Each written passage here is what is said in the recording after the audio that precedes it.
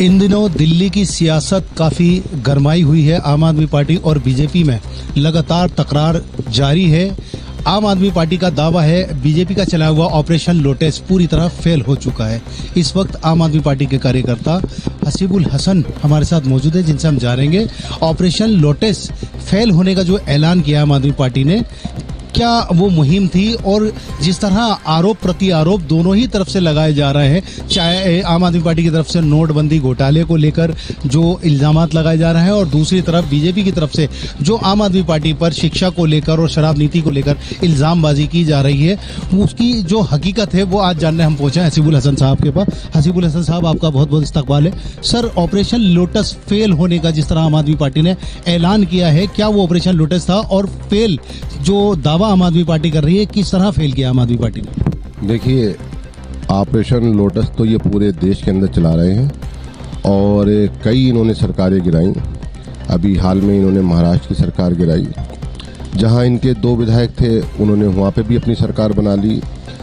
अपने धन से, अपने बल से, अपनी एजेंसियों को आगे रख के, ईडी को आगे रख के, सीबीआई को आगे रख के, तो जो एक प्रथा चली आ रही है, ये जो बीजेपी की तानाशाही रवैया जो चला रहा है, इसी कड़ी के अंदर इन्होंने दिल्ली में भी सोचा कि हम ऑपरेशन लोटस चला लेंगे, मगर वो भूल गए कि जो दिल्ली के विधायक हैं वो आम आदमी पार्टी के विधायक हैं, एक ईमानदार सरकार के विधायक हैं और माननीय मुख्यमंत्री अरविंद केजरीवाल जी की नीतियों से प्रभावित होकर ही इन सब ने आम आदमी पार्टी ज्वाइन की थी।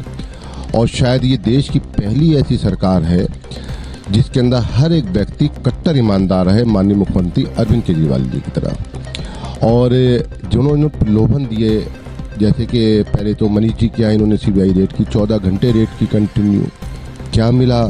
कोई आधिकारिक बयान सीबीआई ने अभी तक नहीं दिया। हम लोग मांग करते रहे बार बार कि प्लीज़ आप एक बार बताइए, देश को बताइए कि शिक्षा मंत्री के घर पे क्या मिला। इन्होंने नहीं बताया। फिर हाँ, उस रेड का एक मतलब ये था कि जिस तरह से सीबीआई रेड हुई, बाद में ईडी भी गई, कि किसी न किसी तरीके से मनोबल तोड़ा जाए और किसी न किसी तरीके से इनके विधायकों को, इनके शिक्षा मंत्री को खरीदा जाए। उसी कड़ी में इन्होंने मनीष जी को भी शायद, जिस तरह से सूत्रों से खबर आ रही है और जिस तरह से वो हुआ कि इन्होंने उन्हें भी तोड़ने की कोशिश की, मगर वो भूल गए कि वो एक आम आदमी पार्टी के शिक्षा मंत्री हैं, माननीय मुख्यमंत्री अरविंद केजरीवाल जी की सरकार के शिक्षा मंत्री हैं, और जो हमारे विधायक हैं वो भी कट्टर ईमानदार हैं।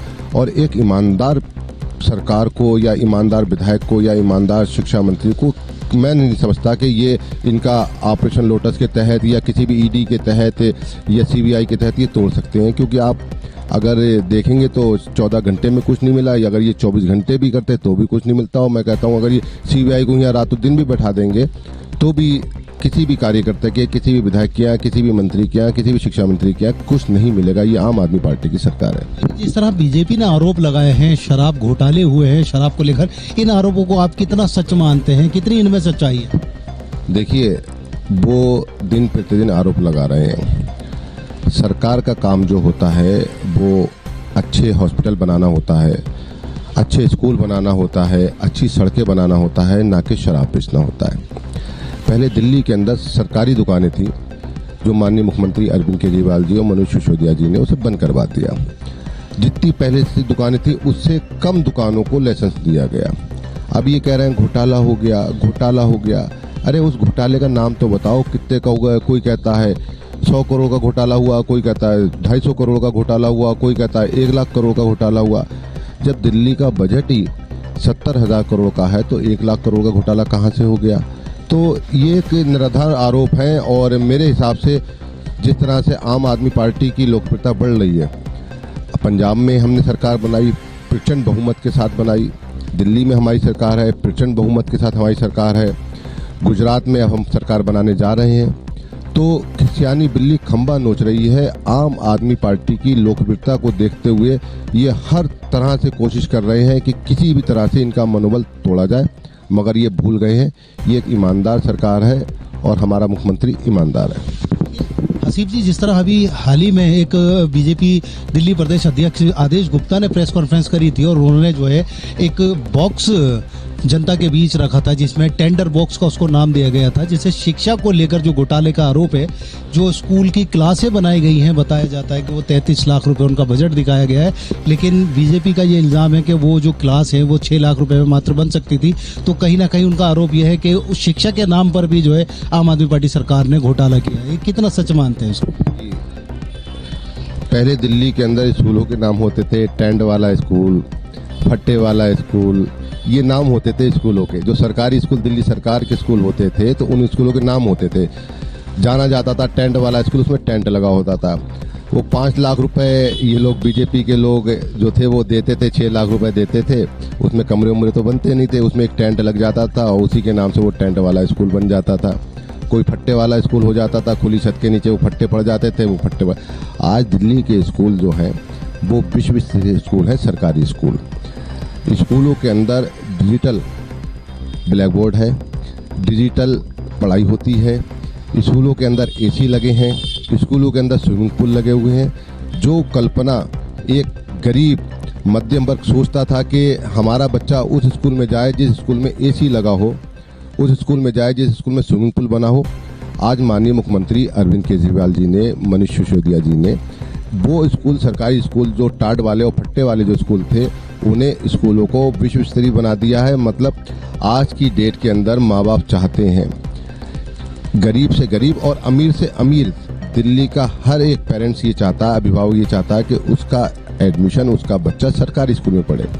हाँ, इनके जो दिलों पे इस समय जो सांप लौट रहा है वो इसलिए लौट रहा है क्योंकि जो पहले जो स्कूल थे प्राइवेट स्कूल, वो सारे के सारे नेताओं के हुआ करते थे। हाँ, उन स्कूलों पे ज़रूर गाज गिर गई है क्योंकि उनकी फीसें बहुत हायर थी, डोनेशन के नाम से वो लाखों रुपए वसूलते थे। जब से दिल्ली सरकार आई, माननीय मुख्यमंत्री अरविंद केजरीवाल जी की सरकार आई और मनीष जी की एक शिक्षा नीति जो आई, तो उसने स्कूलों का कायाकल्प कर दिया। जो ये माफिया थे, स्कूल माफिया थे, इनकी दुकानें बंद हो गई। तो शायद इसी की बौखलाहट में वो उल्टे सीधे बयान दे रहे हैं। मैं समझता हूँ पूरे हिंदुस्तान के अंदर अगर आप सर्वे कर लो, दिल्ली से अच्छे सरकारी स्कूल पूरे हिंदुस्तान में कहीं नहीं मिलेंगे आपको। आसिफ जी, आप पिछले कई सालों से आम आदमी पार्टी से जुड़े हुए हैं और पूर्व मनोनीत पार्षद भी रहे हैं। क्या लगता है आपको, इतने सालों में जिस तरह अब सियासत चल रही है, जिस तरह आम आदमी पार्टी और बीजेपी में तकरार चल रही है, क्या है ये सियासत कोई नया रूप लेगी? देखिए, सियासत तो हमेशा ही नए नए रूप लेती रहती है, मगर इस बार जो टकराव है बीजेपी का वो कट्टर ईमानदार सरकार के सामने है, कट्टर ईमानदार लोगों के सामने है।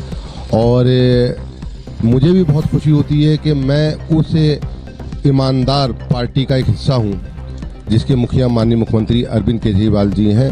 और आने वाले समय में ये बदलाव निश्चित है। देश के अंदर जो इस समय आम आदमी पार्टी की लहर चल रही है, ये दर्शाता है कि वो दिन दूर नहीं जब देश के प्रधानमंत्री के रूप में लोग माननीय मुख्यमंत्री अरविंद केजरीवाल जी को देखना पसंद करेंगे। लगता है आपको गुजरात में भी लोकप्रियता बढ़ रही है, तो गुजरात में भी क्या आम आदमी पार्टी सरकार बनेगी?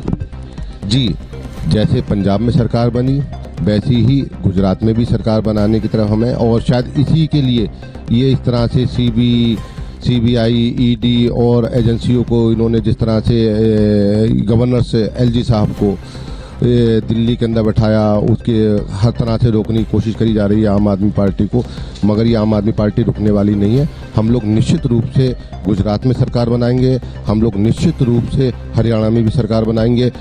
आम आदमी पार्टी अब रुकने वाली पार्टी नहीं है। लेकिन बीजेपी जो लीडरान है, जिस तरह वो दावे करते हैं, दलीलें देते हैं कि आम आदमी पार्टी सिर्फ आवाम को यानी जनता को गुमराह करने का काम कर रही है, और जो आंकड़े पेश करते हैं, कहीं ना कहीं सवाल खड़ा होता है आम आदमी पार्टी पर, क्या कहेंगे? देखिए, आंकड़े तो हमने कभी पेश ही नहीं करे और जनता को हमने गुमराह नहीं करा। हमारे स्कूल हैं, जनता को पसंद आ रहे हैं, जनता अपने बच्चों का एडमिशन अभिभावक उसमें करा रहे हैं। हमारे हॉस्पिटल हैं, दिल्ली की जनता को पसंद आ रहे हैं, लोग अब प्राइवेट हॉस्पिटल में जाके सरकारी हॉस्पिटल में जा रहे हैं। महिलाओं के लिए बसों का सफ़र है, जो महिला घर से बाहर नहीं निकल सकती थी, वो सोचती थी जाते हुए कि मैं अगर मैं यहाँ से कुतुब मीनार देखने जाऊँगी या लाल किला देखने जाऊँगी या लोटस टेम्पल देखने जाऊँगी तो मेरे 100-200 रुपये लग जाएंगे। वो आज महिला अपने बच्चों को लेके जाती है और आराम से घूम फिर के आ जाती है, तो महिलाओं को भी पसंद आ रही है। दिल्ली सरकार का मॉडल एक ऐसा मॉडल है जो पूरे देश को पसंद आ रहा है और पूरे हर एक राज्य ये डिमांड करने लगा है कि जिस तरह से दिल्ली सरकार, माननीय मुख्यमंत्री अरविंद केजरीवाल जी की सरकार दिल्ली वासियों के लिए हर तरह से, चाहे वो स्वास्थ्य हो, शिक्षा हो, चाहे वो सफर हो, चाहे वो मतलब जो होता है एक सरकार का जो काम है, उस तरह से जो सहूलियत दे रही है, जिस तरह से जनता के हितों को ध्यान में रख के काम कर रही है, उसी तरह से हर एक प्रदेश की तरफ से डिमांड हो रही है कि भाई हमारे यहाँ भी ऐसी होना चाहिए। और इसीलिए आम आदमी पार्टी का जो मॉडल है वो पूरे देश में पसंद करा जा रहा है और इसीलिए इसी कड़ी में हम पंजाब जीते और आगे भी हम स्टेट जीतेंगे। क्या आप मानते हैं पूरी तरह से ऑपरेशन लोटस जो है वो फेल हुआ? देखिए, ऑपरेशन लोटस तो इनका फेल होना ही था, क्योंकि इस बार जो इनका टकराव हुआ है वो ईमानदार लोगों के साथ में हुआ। ईमानदार लोगों के पास में कुछ नहीं निकलता है और ईमानदारों से आप टकराओगे तो आपका कोई भी ऑपरेशन हो वो सारे के सारे फेल ही होंगे। जैसे कि हमने बात की, हमारे साथ मौजूद थे हसीबुल हसन साहब। हसीबुल हसन साहब पूर्व मनोनीत पार्षद भी रहे हैं, जिन्होंने साफ तौर पे आज ये ऐलान किया है कि ऑपरेशन लोटस दिल्ली में पूरी तरह फेल हो गया है। बीजेपी की तकरार जो है वो आम आदमी पार्टी से, आम आदमी पार्टी ईमानदार पार्टी के रूप में सामने आई है। दिल्ली में नहीं, दुनिया भर में आम आदमी पार्टी सरकार की चर्चा है, लोकप्रियता बढ़ रही है, इसीलिए शायद इल्ज़ामबाजी लगातार की जा रही है। दिल्ली से DN न्यूज़ के लिए इरफान खान।